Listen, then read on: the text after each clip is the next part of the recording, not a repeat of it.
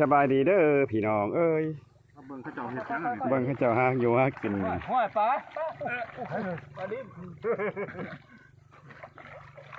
ทีมงานอบตคือเขาขาวหุงแม่นปลาหมดพี่น้องเอ้ยปลาเนี่ยเสียบมือนะนอกนะงมปูงมปลาละนี่มันปูนี่ ลูกคอยปูนี่ เฮ็ดได้บาทนี่บ่ โอ้ยมันพิษสุดแล้วก็เลี้ยวอีกแล้ว แม่นหมดปลาเนี่ย เป็นของปากคือสบดีกูนะลูกคนนี้พี่น้องลูกคนนี้ โอ้มันเหงานี่ แม่นหมดนี่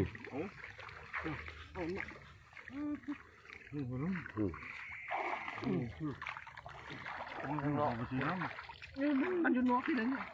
มันป่ามีบุกป่าป่ามันจะป่าครับเปลือก ปากกระชอบปวดเจ็บ เดี๋ยวอะไรขึ้นเอาธรรมดาแล้วมัน